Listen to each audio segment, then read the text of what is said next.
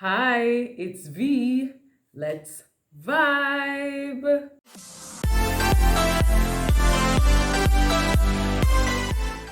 So in this video, we're changing it up a little bit. We're not on the road.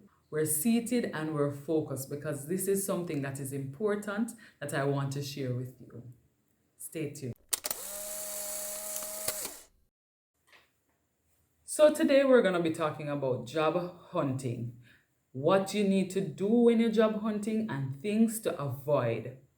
So many people know they might be leaving school, might be changing jobs, they might be trying to get into a new area, but are unable to get into it because they're making simple mistakes. What we're doing today is just a free tutorial about what to do when you're preparing for job hunting.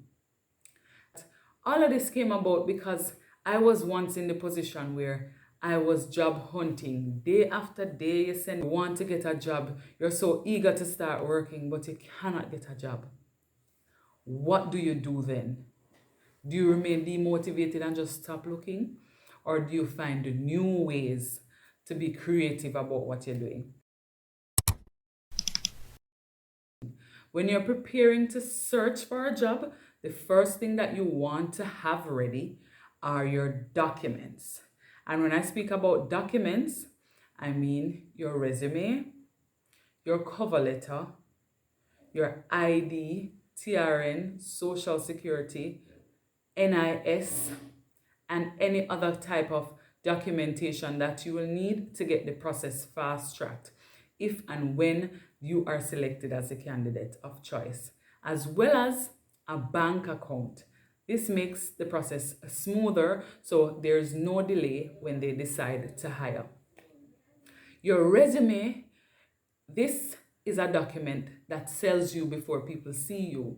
So it's basically your brand wrap up basically. You know, when you go to the supermarket and you see a lot of products on the shelves and you're like, which one do we choose? This happens during recruiting. So the one that is more neatly packaged, the one that sells or shows more of the information that you want, can make you be the selected choice versus one that is just there, plain and simple. Your cover letter though, please note that it's not an epistle. No one wants to read an epistle in a cover letter. Just make it simple, short and sweet. So what you need to focus on is what you're applying for and why. Then you need to talk about how your skills can be beneficial to the job that you're applying for and how your work experience maybe can be blended with the job. And then you just close off with something simple, telling them that you'll be available for an interview and so on. But these are simple things that you need even before you start to search for a job, right? When you are applying for any job at all, ensure that you are prepared to give the job you're applying for your best. This doesn't mean that this is your dream job, It means that this is a job that you're getting and you are committing to give it your best for the time that you are there. We know how the job market goes. People are desperate and they want to just get a job sometimes. But it's very important to note, don't apply for a job that you won't commit to working in, right? Because oftentimes people go into people's places of employment and they don't provide what they say they would. Don't matter what the circumstances, give it your best shot for the time that you are there. So we know that it's 2022 and people don't walk into jobs and apply anymore. Some do, some don't.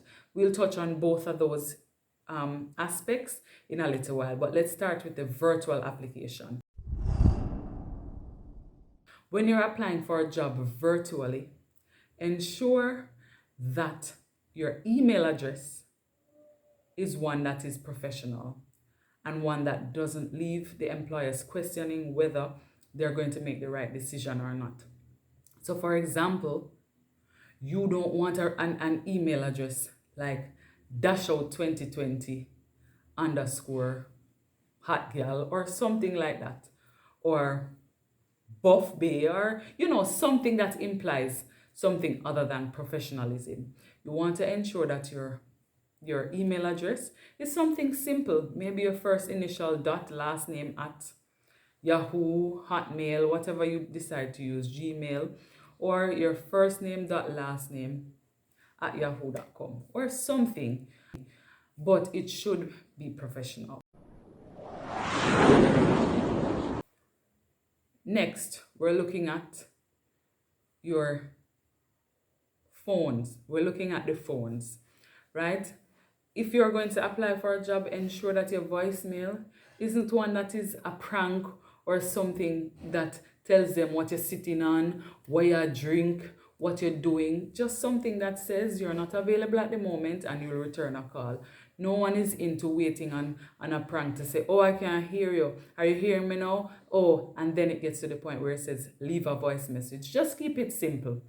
Another thing to note, if you're on social media, especially WhatsApp, ensure that if you're one to post pictures or things that are, yeah, your contacts, your DP or your display photo is for persons that are saved in your contact. This will save you a lot of problems. Okay, so now that is out of the way. You have your documents ready and your email address is set up nice and decent. Your voicemail is fixed properly and your WhatsApp or social media reflects someone professional. The next thing that you want to do is to ensure that you look through the job requirements. So if you meet about 50% of the requirements, you can apply. But this does not mean that you will automatically get called. It just means that if you get called to the interview, you'll have to be prepared to show them why.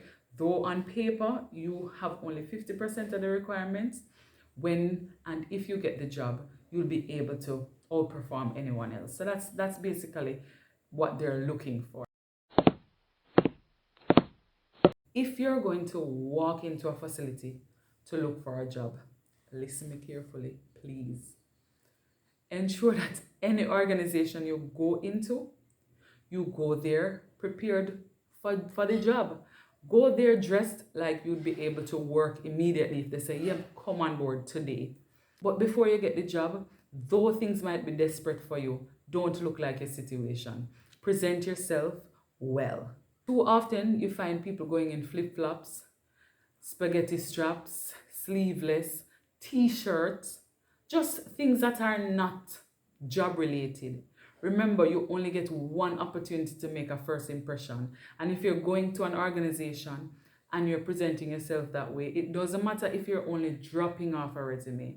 Ensure that you're appropriately dressed.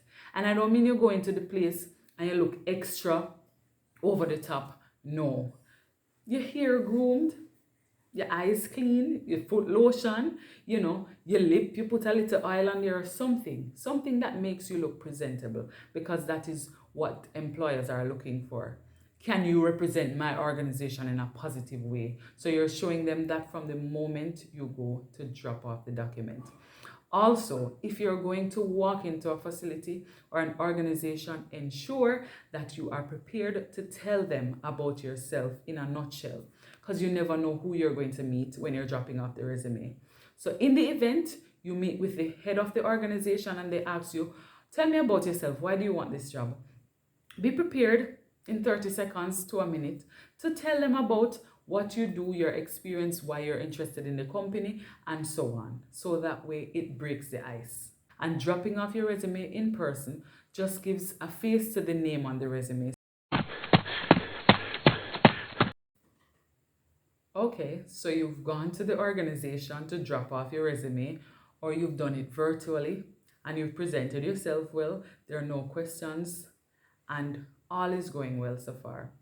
The final thing that you need to do when you're applying for a job, and remember, we're only talking about just preparing to apply for a job and applying for a job. I'll do another series about the resume and what exactly should be on there. I'll also talk about job preparation, interviews that interview questions that might be asked, and so on. So if that's something you're interested in, leave it in the comments below and I will follow up on the topic. So always remember, While job hunting, it is important to network. So get to know people. If you can't get a job at the moment, volunteer. Nothing is wrong with that. But be sure that it is in the proximity doesn't end up costing you so much if you don't have the needs, if you don't have the resources to be able to go and volunteer without it affecting you negatively. But volunteerism can allow you to network. And when you network, always remember to be polite because you never know who you're talking to. You might just be talking to a prospective supervisor and not know because you were being mean. So always be polite. And I want you to remember, though we're talking about job hunting, I know a lot of people in this era were not seeking jobs with going into business, but some of these apply to business ventures as well. So be mindful. And I'm closing with this. It might be difficult to get a job now. You might be searching and can't understand why it's not happening. But remember, don't give up. Don't stop. You have to remain persistent. Apply. If you apply to the same job all 5 times, nothing is wrong with that. Trust me, I've done it before. Nothing is wrong with that. There are different positions in a company. You can apply. But remember, job seekers out there, don't give up. You will reap the reward if you persist. So there you have it. Just a few tips to help you when you're job hunting. I hope they were beneficial, and if they were, like this video, give it a thumbs up. Anyways, thank you for joining me, and I hope to see you in my next video. All the best in your job hunt.